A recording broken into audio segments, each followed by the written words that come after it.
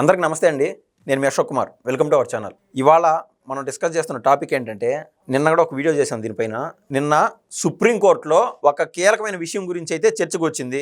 ఆ విషయం ఏందిరా అంటే, మన దేశంలో ఉన్నటువంటి మొత్తం ఎంపీలు, అన్ని రాష్ట్రాల్లో ఉన్నటువంటి ఎమ్మెల్యేలు, వీళ్ళపైన ఉన్నటువంటి కేసులు దాదాపు 40% కేసులున్నాయి. అంటే 100 మంది ఎమ్మెల్యేలు ఉంటే 40 మంది ఎమ్మెల్యేల పైన కేసులు ఉన్నాయి.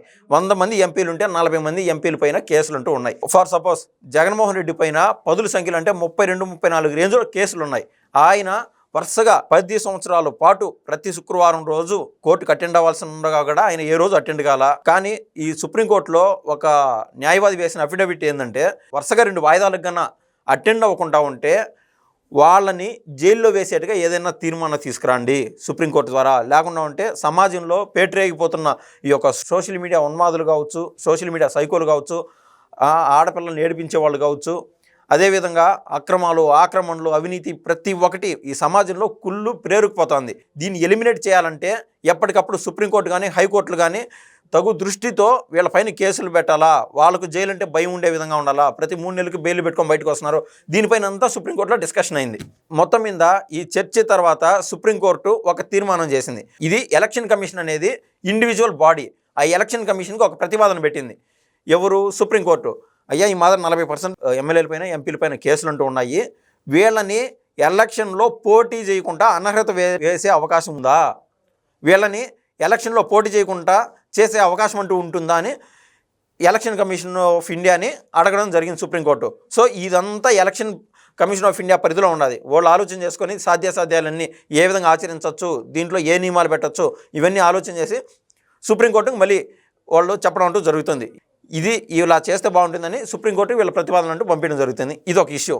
నిన్న మనం చూసాం బోలేబాబా డైరీ అని చెప్పి ఉత్తరాఖండ్లో. బోలేబాబా డైరీకి మన ఆంధ్రాకి ఏం సంబంధము? ఆంధ్రాలో తిరుమల లడ్డుని కల్తీ చేసిన వ్యవహారంలో బోలేబాబా డైరీ ప్రధానంగా ఉండదు. అంటే అదొక బూచిగా చూపించి ఏఆర్ డైరీ వీళ్ళందరూ ఇన్వాల్వ్ అయిపోయి గత ప్రభుత్వంలో జగన్మోహన్ రెడ్డి చేసిన అవినీతిలో భాగంగా బోలేబాబా డైరీ ఇక్కడ ఒక కీలక పాత్ర ఉంది. అన్ని పేపర్లో వేశారు ఈ బోలేబాబా డైరీకి సంబంధించి. ఆంధ్రాలో ప్రతి పత్రికలో, ఆంధ్రప్రభలో కూడా వేశారు, ఈనాడులో వేశారు, ఆంధ్రజ్యోతిలో వేశారు, మెయిన్ స్ట్రీమ్ మీడియాలో మొత్తం వేశారు.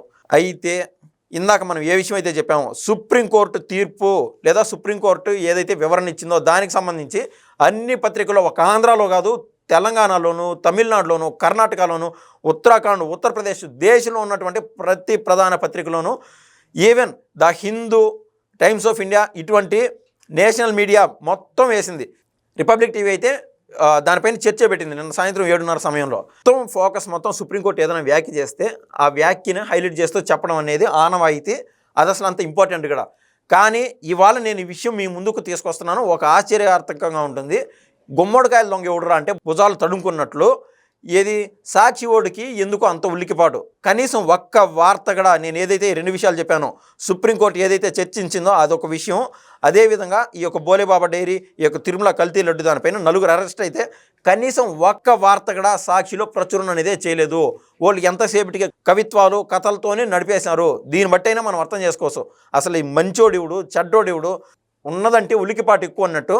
కనీసం సుప్రీంకోర్టు ఏదైతే వ్యాఖ్యలు చేసిందో కనీసం దానిపైన వేసి ఉండొచ్చు కదా సాక్షిలో. దీన్ని బట్టి మనం అర్థం చేసుకోవచ్చు.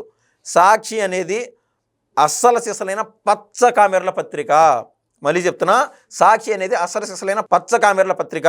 ఆయన ఈశ్వరన్న అంటాడు కదా, ఎవరో సాక్షిలో చేస్తూ ఉండే ఈశ్వరన్న, ఆయన అంటే నాకు కొద్దిగా గొప్ప అభిమానం. ఎందుకంటే 10 ప్రశ్నలు వాడివేడిగా వాయిస్తో మాట్లాడుతూ ఉంటాడు.